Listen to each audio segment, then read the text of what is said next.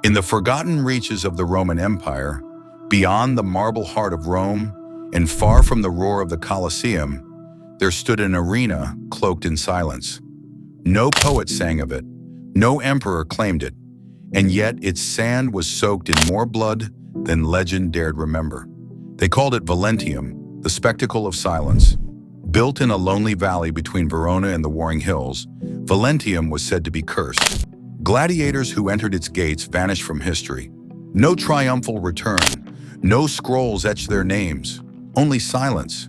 But Rome feeds on silence. It drinks it, swallows it, turns it into power.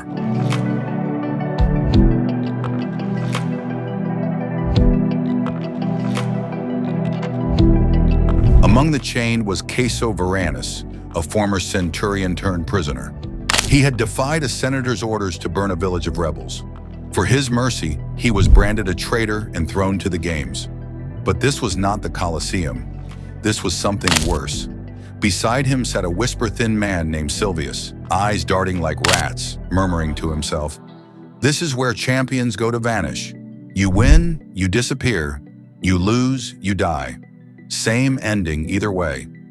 Caeso didn't believe in ghosts, but what he would soon witness would make him wish he did. The Valentium arena was unlike any Caeso had seen. No statues, no golden altars. The tunnels were choked in shadows. The guards never spoke. And strangest of all, the crowd never cheered. The games were held in silence. Thousands sat in stillness as men fought to the death. No applause, no chants, just eyes, hungry, hollow eyes, fixed on the blood.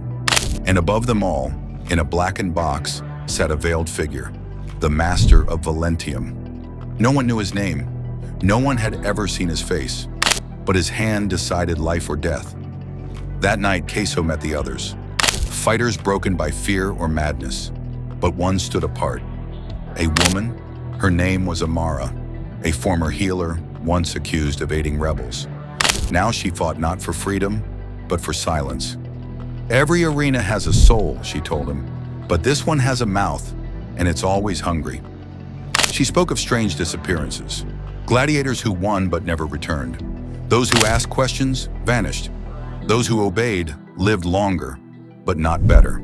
Amara had a plan, but it required trust. And in Valentium, trust was the rarest currency. At dawn, the gates groaned open. Caeso stepped into the blinding light. No cheers, no jeers, just the wind and the gaze of thousands. He fought like a lion, sword against net, shield against chain. Blood spilled, but he survived. And then, nothing. No roar, no signal, no voice from above. Just a long, chilling silence, and the slow rise of the veiled master's hand. He pointed at Caeso, then simply turned and walked away. Caeso had won, but something inside him knew. This wasn't a victory, it was a warning. In Valentium, the sand forgets no blood, but the wall, they remember everything. Beneath the sands of Valentium lay more than bones. The catacombs were endless, carved not by architects, but by time, and something darker. Caeso woke to the sound of stone grinding. Not chains, not screams, just stone, shifting where it should not. Amara was already up. Her eyes studied the walls. "Every match changes the maze," she whispered. "It's not just the crowd that watches. This place listens, it moves, it learns." Caeso laughed, a hollow sound, but he stopped when the torchlight behind him flickered, though there was no wind. The second bout was stranger than the first. This time, Caeso faced a man not listed on the day's slate, a foreigner with eyes like obsidian. His movements were impossible, his armor unlike anything Roman or barbarian. The crowd sat motionless, breathless. The fight wasn't for sport, it was for study. Caeso realized he wasn't there to entertain. He was there to be tested, evaluated. The veiled master watched every move, not like a ruler, but like a scientist. Caeso survived again. The crowd did not cheer, but this time they stood and left, one by one, silent, obedient, like puppets pulled by invisible strings. Later that night, Amara showed Caeso a door, one that should not exist. "The arena lies," she said. "It tells Rome this is a theater, but it was never built for games. Behind the door were relics, maps of other arenas across the empire, diagrams of gladiator bone structures, blood charts, records of dozens, maybe hundreds, of missing fighters. Kaiso felt cold. Valentium wasn't forgotten. It was hidden. Hidden on purpose. The veil wasn't just over the master's face, it was over the truth. Among the records was a name Kaiso recognized. Galen, a medic who once healed him during the Germanic campaigns. But Galen was no fighter. Why was he in a gladiator registry? Amara found a journal. Inside, Galen wrote of a secret, that Valentium was part of a deeper project, an imperial experiment to unlock human extremes, pain, endurance, rage. Gladiators were not champions here, they were subjects. In his third fight, Kaiso was not sent against man or beast, he was sent against himself. A fighter emerged wearing Kaiso's old centurion armor. He moved like him, fought like him, knew every move before Kaiso made it. But Kaiso had changed. Pain had reshaped him. He fought not like a soldier, but like a survivor. When Kaiso struck down the echo of himself, he stood breathless, not from exhaustion, but from revelation. Valentium wasn't just experimenting with bodies. It was harvesting memories, training shadows. That night, Kaiso, Amara, and a few others gathered in secret. The journal would be their torch, the maze their weapon, the silence their disguise. This arena lies, Kaiso said, but so can we. They began to whisper, then to plan. A rebellion, not of swords, but of knowledge. And for the first time, Valentium felt fear.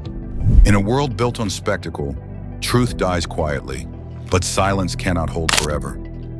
The silence had begun to crack. Beneath the arena's stone and sand, a spark flickered in the darkness. Whispers grew louder, courage blossomed, even when fear still ruled above. Kaiso and Amara led the whispered rebellion, gathering forgotten souls who dreamed not of freedom, but of truth. The walls remembered everything, but now so did they. Amara's voice broke the quiet. We fight with what Valentium fears most, knowledge, the truth buried beneath centuries of lies. Maps spread across stone tables revealed hidden passages beneath the arena, corridors shifting like living veins.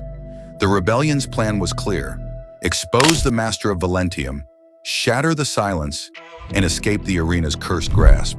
But the master was no mere man. He was the shadow of Rome's darkest secrets, a puppeteer whose strings reached far beyond these walls. The crowd gathered once again, silent as always. But this time, the atmosphere was charged. The master appeared, veiled and commanding. His gaze swept the arena, seeking his prey. Kaiso stepped forward, not as a gladiator, but as a herald of change. His eyes met the master's unseen stare, fearless. The final match was not for survival. It was for truth. The arena erupted into motion, but without the usual spectacle. Kaiso faced the master's chosen, a gladiator cloaked in shadows, fierce and unyielding. Their fight was a dance of wills, not weapons. Each strike echoed the rebellion's heartbeat. Every dodge, a refusal to be silenced. The crowd remained still, but the walls trembled. Then, as Kaiso landed the final blow, the veiled master rose from his box, revealing not a man, but a mosaic of faces, each a vanished gladiator, their eyes pleading for remembrance. The arena's true horror was unveiled, a prison of souls bound by silence and fear. Kaiso raised his sword to the sky. Let this silence be broken. Let our voices be heard. The crowd for the first time exhaled, a collective breath that shattered centuries of quiet.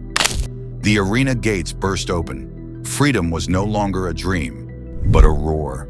And as the sun rose over Valentium, the echoes in the sand carried a new promise. No more silence, no more lies, only truth.